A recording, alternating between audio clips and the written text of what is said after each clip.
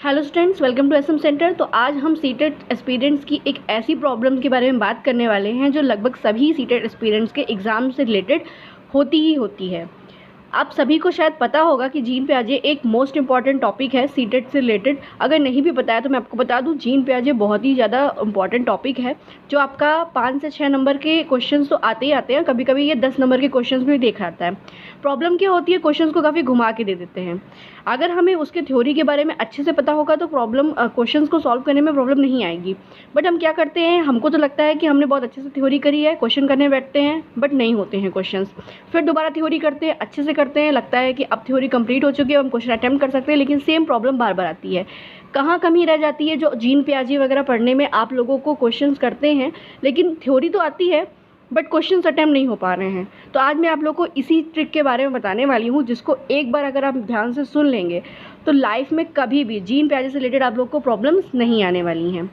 तो अगर वीडियो को पसंद आए तो आप लाइक कीजिएगा, सब्सक्राइब कीजिएगा, बेल आइकन पे ज़रूर प्रेस कीजिएगा, क्योंकि मैं इसी तरीके से वीडियोस अपने चैनल पे डेली अपडेट करती रहती हूँ। ओके, तो चलिए बात कर लेते हैं उस प्रॉब्लम के बारे में और उसको कैसे सॉल्व करा जाएगा। तो देखिए, आप लोग जब अपनी थ्योरी पढ़ना स्टार्ट करते हैं जीन पियाजे से रिलेटेड तो उसको अच्छे से पढ़ लीजिए।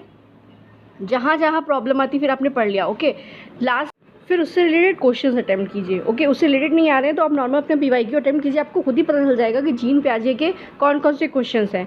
कई पीवाईक्यू लगाने के बाद आपको अपने आप समझ में आ जाएगा कि आपको कहाँ कहाँ प्रॉब्लम हो रही है, ओके।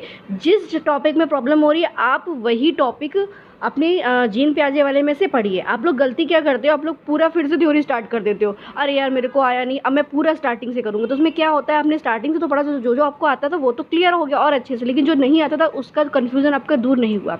तो आपको जिसमें प्रॉब्लम है बस वही पॉइंट्स उठाइए और उसको बहुत अच्छे से देखिए कि आखिर आप कहाँ फंस रहे थे, ठीक है। मैं मोस्टली आपको ये भी बताती हूँ कि आप जीन पियाजे में कहाँ कहाँ फंसते हैं और किस जीन पियाजे से भी पर्टिकुलर किस लाइन से क्वेश्चन मोस्टली आते हैं, ठीक है। तो ठीक है, ये एक अनुकूलन से रिलेटेड आपका क्वेश्चन है जो बहुत आता है, जैसे अनुकूलन, ओके। अनुकूलन के 2 भाग बताइए।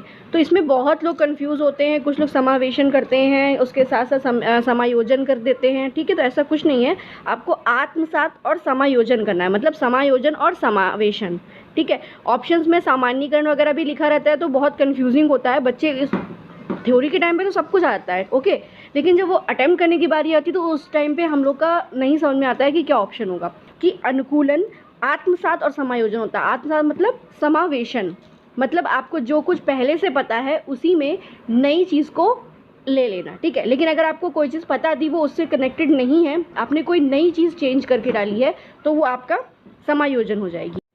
एंड नेक्स्ट आपका आता है पियाजे की 4 अवस्थाओं के बारे में, ओके। पियाजे के अनुसार संज्ञानात्मक विकास की कुछ 4 अवस्थाएं दी गई हैं, ठीक है। वो कौन कौन सी दी गई हैं? संवेदी पेशीय अवस्था है, पूर्व संक्रियात्मक अवस्था है, मूर्त संक्रिया अवस्था है, औपचारिक संक्रिय अवस्था है, ओके। तो ये चारों अवस्थाएं आपको याद रखनी है और ये भी याद रखना है कि ये 4 अवस्थाएं हैं, ओके। ये कोई भाग नहीं है, इन्हें अवस्थाएं कहा जाता है। ये अवस्था एक पर्टिकुलर वर्ड है, इसे भी याद रखना है, जो कि क्या होता है, इस वर्ड से भी बहुत कन्फ्यूजन होता है, ठीक। ये 4 अवस्थाएं हैं आपकी।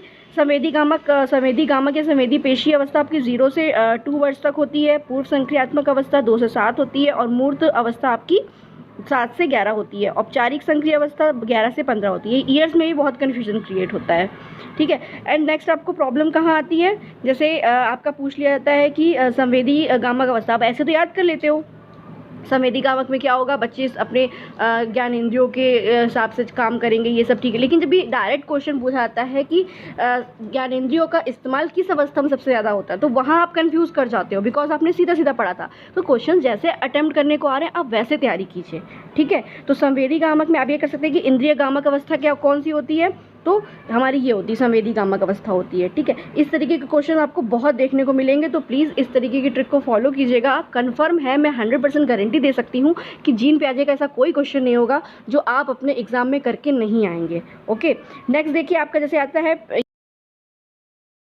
नेक्स्ट आप लोग का पूर्व संक्रियात्मक अवस्था आता है। तो अब देख लेते हैं इसमें क्या क्या होता है, ठीक है। तो अगर इससे रिलेटेड एक क्वेश्चन है जो कि बहुत पूछा जाता है और हमेशा मोस्टली बच्चे गलत करते हैं, बिकॉज उन्होंने वही वाली थ्योरी रटी होती है कि पूर्व संक्रियात्मक अवस्था तो ये तर्क शक्ति में कमी होता है, पानी से बर्फ बनना, इस तरीके से लर्न कर लेते हैं। पर वो डायरेक्ट क्वेश्चन जब होता है ना तब तो दिमाग नहीं काम करता है। तो आपको करना क्या है कि अगर आपसे ये पूछा जाता है कि किसी बच्चे को छोटी किसी कटोरी में पानी दिया गया, वही गिलास में वही ग्लास में रखा होता है तो बच्चे को लगता है कि ग्लास में रखा हुआ पानी कटोरी से ज़्यादा था, जबकि होता वही अमाउंट है, पर वो उस समय मात्रा का अनुमान नहीं लगा पाता। अगर वो ऐसी कंडीशन में है जब वो एग्जैक्ट कोई तर्क या मात्रा नहीं समझ पाता है तो ये आपका आ जाता है पूर्व संक्रियात्मक अवस्था में, ठीक है। लेकिन अगर यही क्वेश्चन अगर आपका इस तरीके से पूछ दिया जाता है कि वो डिसेंडिंग असेंडिंग ऑर्डर में, मतलब आरोही अवरोही क्रम में लगा लेता है, उसको अपने किसी भी आकृति के आकार का ज्ञान होता है, तो इस तरीके के जो क्वेश्चंस है वो आपका किस में आता है, मूर्त संक्रिय में। मतलब उसको नॉर्मल क्वेश्चंस यानी छोटे बच्चों के जो क्वेश्चंस होते हैं वो करने आ जाते हैं, ओके। तो ये मूर्त संक्रिय अवस्था में आ जाता है, ठीक। लेकिन अगर नेक्स्ट आपका आता है जो औपचारिक सक्रिय अवस्था, उसमें अगर ऐसा आपसे पूछ दिया जाता है कि बच्चा बहुत ही ज़्यादा डीप थिंकिंग करता है, किसी भी घटित कार्य को बहुत ज़्यादा सोचता है, ठीक है, तर्क करता है, उसका बारे में फिर एक डीप एनालिसिस करता है, ठीक है, यानी गहन अध्ययन करता है। तो ये सब चीज़ें क्या हो गई, हमको पता है कि ये सारी चीज़ें बड़े लोग करते हैं, छोटे बच्चे तो नहीं कर सकते। तो ये औपचारिक सक्रिय अवस्था में आ गई। ये एक ट्रिक है, उसको समझ लीजिए। इससे रिलेटेड कोई भी क्वेश्चन आएगा ना तो प्याजे के क्वेश्चंस को करने से आपको कोई रोक नहीं सकता। ये बहुत इंपॉर्टेंट क्वेश्चन है, कोई नहीं बताने वाला इस तरीके की ट्रिक्स को। तो प्लीज़ ऐसी ट्रिक्स के लिए हमारा चैनल ज्वाइन कीजिएगा। जैसा भी हो सकता है हम आपकी हेल्प करेंगे सीटेट में 100% स्कोरिंग में। वीडियो पसंद आया हो तो कमेंट कीजिएगा, लाइक कीजिएगा, शेयर सब्सक्राइब कीजिएगा, बेल आइकन को जरूर प्रेस कीजिएगा, ताकि अगर इस तरीके की कोई भी मैं वीडियो अपलोड करती हूँ तो आप तक सबसे पहले पहुँचे। Thanks for watching.